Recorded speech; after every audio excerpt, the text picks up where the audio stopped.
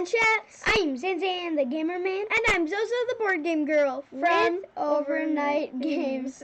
Today we are chatting with Carla Kopp from Galactic Raptor Games. Carla, can you tell our viewers about who you are and what you do for Galactic Raptor Games? So I'm Carla Kopp. I am a designer, developer, publisher, specifically for Galactic Raptor Games. Well, for this game, Roar and Write that I'm going to tell you about, I designed it. But I also usually develop the games, which means once we sign a game from a designer, we make that more into a product for Galactic Raptor. I also do art direction and marketing, social media. I go to conventions. I basically do all the things that are needed, like answering infinite numbers of emails. It's super exciting. I can imagine. So you're a publisher and a designer. That's really cool. How many games have you designed? Well, it depends on what you consider designing. If you are asking about published games that like people can buy, 3 right now. Well, 3 that I've designed. I've done a number where I designed the solo mode for it. But if you're talking about like games that you could play, I've designed maybe 40 or 50. Oh my gosh, we don't have that many on this sheet. Yeah. You tend, like, when you're a designer, you tend to like work on one game at a time until you get to a point where you start working on 2, and then at a certain point you're like, well, I have 12 that I'm all working on right now at the same time, and I'll work on the one that I feel like. You need 12 of yourselves. Imagine you had 12 of yourselves to do 12 times the work. That would be super nice. Unless they got out of control and exploded. Yeah, like it's a risk, but it could work. Well, what would probably happen is that instead of like finishing a game, I'd probably just have like 100 games in progress, and probably about 70 of them would be about different kinds of birds. And like we probably don't need that many games about birds. Yeah, we already have Wingspan. Which I can't find right now because it's humongous. Just stop, Xander. Today we are here to talk about your newest game, Roar and Write, which hit Kickstarter today. That's so exciting. Yeah. Can you tell us a little bit about the process of designing and setting up a Kickstarter? Sure. So when I was designing the game, this was actually a game I designed for a reason. I get a lot of emails from people, and manufacturers were like, hey, we can make you custom dice, but you have to give us an image and then we'll give you a number on what the price is. So like I just gave them my logo, and they gave me a number where I was like, oh, I really want to make dice with my logo on it because now I know the price for that. So Roar and Write was made because I was like, okay, what is the lowest number of components I can make with dice and still have like a pretty good game? So that was eventually Roar and Write. That took a lot of play testing and iteration to get it like to this point. It didn't actually get pretty like this until, I don't know, maybe a month ago, 2 months perhaps. But yeah, like you have to repeatedly play the game and like change like little parts to it to make sure like it's intuitive to play, it's fun, everything makes sense, and it's balanced. Once you get to that point where you have like a game that people like, it's balanced, it's good, then you start getting art for it. This one was a convenient one to get art for because, well, you played Animal Kingdoms. Most of the art is about the same. Like this is one of the cards in Roar and Write, but this is also one of the illustrations in Animal Kingdoms. And it looks exactly like the card. It's exactly the same. Oh, so we could grab that right now if we want. Oh, yeah. If you want. It's right here on the box. Yeah. And there's like a tiger and stuff. So one reason why a publisher might do like a game in the same universe is that you can reuse art. Like this, the box had to be all new, but that was mainly like graphic design because the leaves are still the same.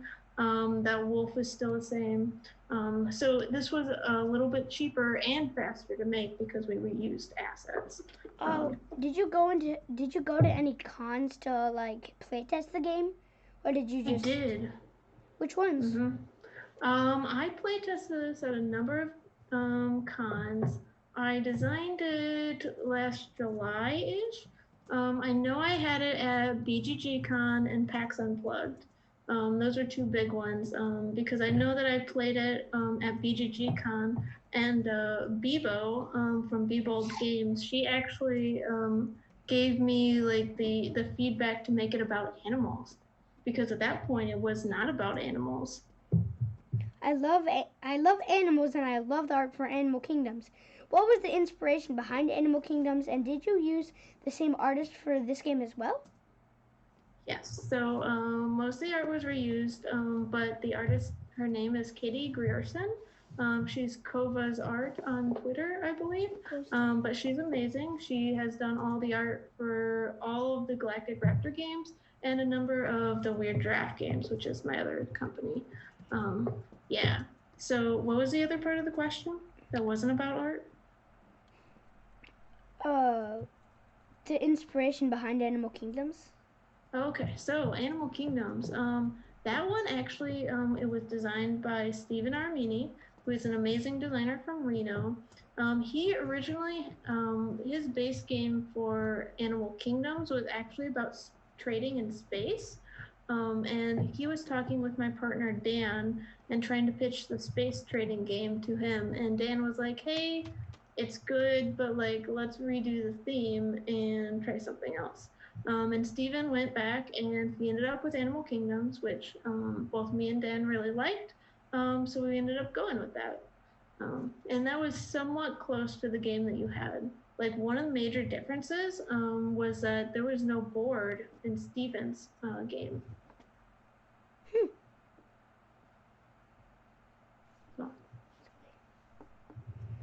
Time got away from us, but we created this universe map of Letterman, Weird Giraffe, and Galactic Raptor Games. Yeah, that's a fancy map. It's all the games. During your at-home design contest, it was a lot of fun looking at all the games. Were there a lot of design entries? There were.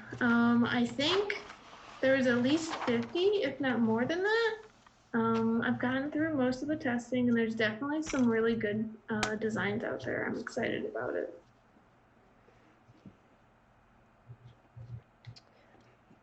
I think that's really cool to have Weird Giraffe and Galactic Raptor Games. How do they work together?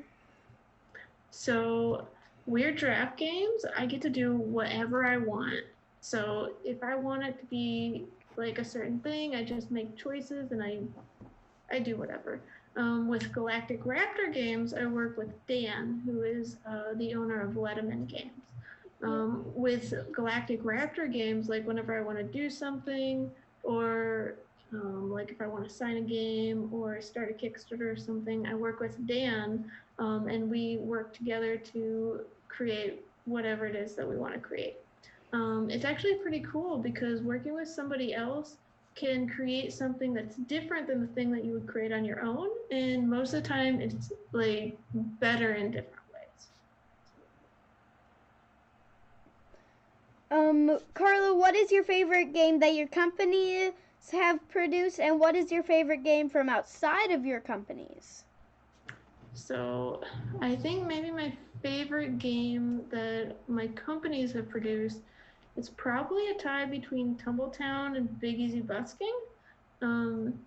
Mainly because, well, Tumbletown, you have dice and you're stacking them into your little town, and I always like games where like you're building and you end up with like something different each time. And I really like Big Easy Busking because, well, I'm pretty good at games, okay? But Big Easy Busking, I lose a lot because people just do whatever they want, and I can't anticipate that, and I like the surprise of like trying to figure out what people are going to do. So for outside my company, it really depends on my mood, but like if I'm really tired or if I just want something really simple, I like the game Llama. Have you played Llama before? No, we don't think so. Okay. Well, it's a really good game. It won the Spiel des Jahres last year, or it was a contestant or something. Anyway, you have cards, and they're 1 to 6, and I think llama, and you play them in order. It's like a pressure luck game. It's super simple and easy, and you can teach anyone in like 2 or 3 minutes. But it's a lot of fun. If I'm going a little bit more like I want a longer game, I really like Wingspan. That's one of my favorites. And just trying out new games.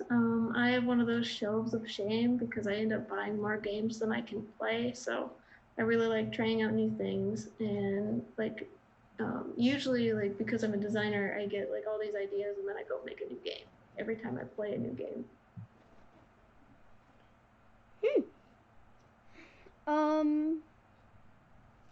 Is there anything else you wanted to talk about, Carla? Well, the Roar and Ride Kickstarter is up until the 23rd, I believe, of July. But I also have a couple other games coming from Weird Giraffe Games eventually. Like if anyone's ever played Fire in the Library, I have the Fire in the Library card game that I've been working on. Yeah, we have Fire in the Library right here that I was going to do. So is that Fire in the Library an expansion? Well, I do have an expansion, but it's not this. This is the card game version of Fire in the Library. Is the Roar and Red an expansion for Animal Kingdoms? Nope, standalone game. It's so weird because like they match each other, but they're different games. It's so weird. I think that wraps it up. Thank you, Carla, for joining us and sharing Roar and Write, which is now on Kickstarter. Yeah, thank you so much for talking today. I hope you both have a great weekend. And thank you. Yikes. And thank you to everyone who tuned in to watch. Join us next Tuesday for another episode of Chitz and Chatz. Until next time, stay safe and stay happy. Bye. Bye.